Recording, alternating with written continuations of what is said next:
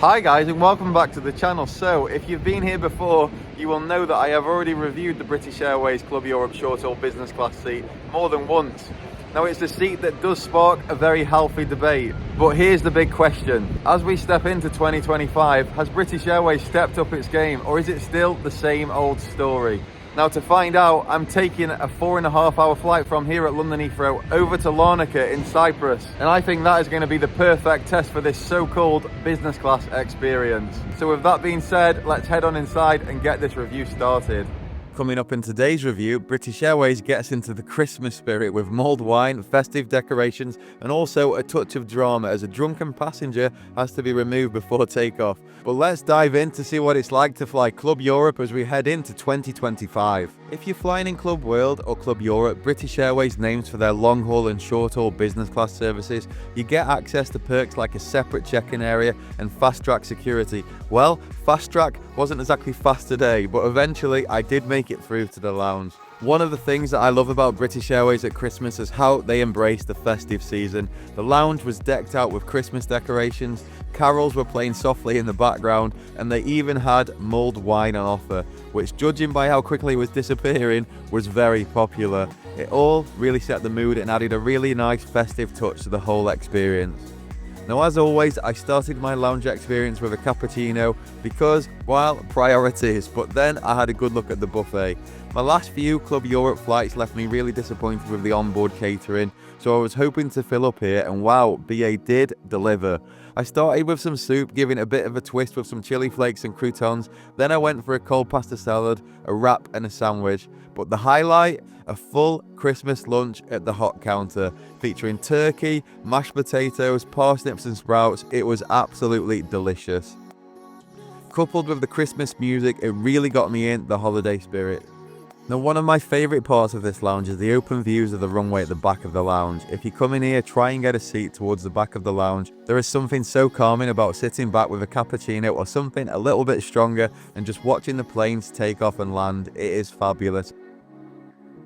And just like that, my time in the lounge come to an end, and with a full belly, it was time to fly. My gate, A21, was conveniently located right under the lounge. It's just a quick up down from the escalators and a short walk, super easy. Boarding was well organised and done by priority groups. As a Club Europe passenger or business class, I was in Group 1, which meant that I could get on first and get out of the way before any big queues started to form.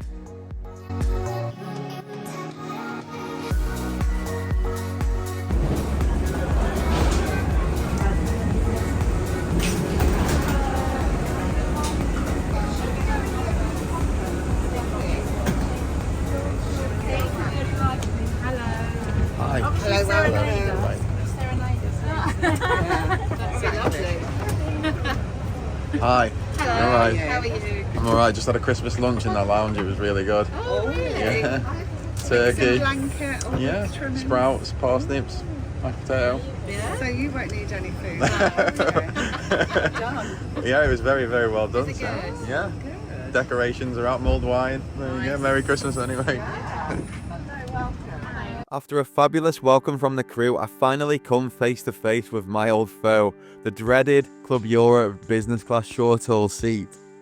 Now, I do have mixed feelings about BA's short-haul business class seat. It's essentially an economy seat with the middle seat blocked out. And I really do feel like BA could offer something far better, but as you'll see, every seat in Club Europe today on this flight was sold out. So why would BA change it if the seat keeps on generating revenue? Obviously, they could listen to their customers like me who are unhappy, but these big corporations prefer to listen to their profit margins. And at the end of the day, if people keep buying this seat, then why would they ever feel the need to change? Anyway, rant over, and time to now settle in for the flight. But before we could even push back, there was some unexpected drama. A passenger had clearly overindulged in the lounge wine and become abusive towards the crew and other passengers. The situation escalated to the point where they had to be removed from the aircraft. It did cause a delay while their cabin and checked luggage were located and then offloaded. It's the first time I've ever seen something like this happen on a flight, but full credit to the crew, they handled it brilliantly. They were very professional, calm and efficient in removing the passenger, even in the face of a very difficult situation. So well done to the crew and also the captain, who communicated really well with all of us on board to keep us well informed and let us know what was going on. I'm reliably informed in the next 10 minutes, and then hopefully we should be already. We've had to offload one passenger, as you may have seen. Their bags have had to be offloaded as well, and that's just being done now. Obviously, sometimes that does take some time. In this situation, it has. And once the drama was all resolved, the crew then handed out menus and we were finally ready to get on our way.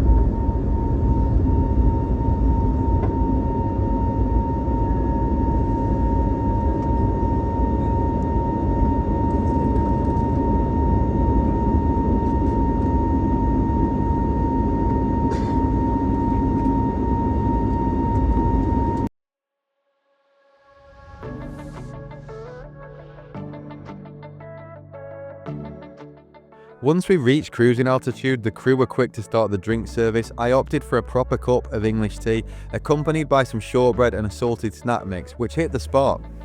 Then it was time for the main event, the meal. I chose the curry served alongside a starter, a bread roll, some cheese and crackers, and a chocolate mousse. It was nice to have proper cutlery for the meal, a small but very appreciated detail. That said, there's definitely room for some improvements in the food quality. My starter lacked flavour and the grilled courgette wasn't at its best. Something I wouldn't expect to see served in business class or let alone any class. This isn't the first time I've noticed issues with BA's catering though. On a recent flight, I ordered a salad, only to find it was past its prime and on the turn again. So yes, while BA provides a meal service, the consistency and the quality of the food have noticeably declined in the past few years. It's an area where I think they could do much better. The chocolate mousse was another slight letdown. While I'm no master chef, I do enjoy a good dessert, and this one tasted more like watered down cream than something rich and indulgent. It's rare for me to leave a dessert unfinished, but this one just didn't hit the mark. That said though, the chicken curry was excellent. The chicken was tender and the curry had the warmth and flavour you'd expect from a decent business class meal. Having filled up in the lounge beforehand, I wasn't overly hungry, but I still believe that BA could elevate their catering in Club Europe. For comparison, my recent Finnair flight offered a meal service of similar size, but just far better quality.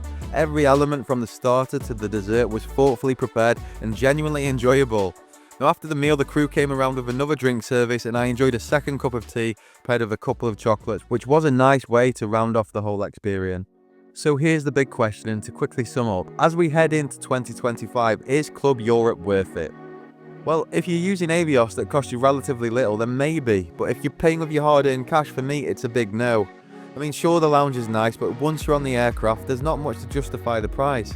Apart from the empty middle seat, which, let's face it, you can sometimes replicate in economy on a quiet flight. If you're traveling as a couple, book an aisle and a window seat, and a lot of the time you'll find the middle seat ends up free anyway. So there's really no standout feature for me that feels worth the extra money. My advice would be sit in economy, head to Pret and treat yourself to a nice salad or a snack to bring on board and save you cash. Walk past the Club Europe passengers with a smug smile on your face, knowing you've saved the best part of over £200. Then spend that on fun things to do at your destination. But that's it from me today. I'll be back next Friday with an Emirates first class video on a secret route that not many people know about. I hope you'll enjoy it, and I'll see you again soon next Friday at 7 PM. Thank you very much for a great flight. Thank you. Thank you.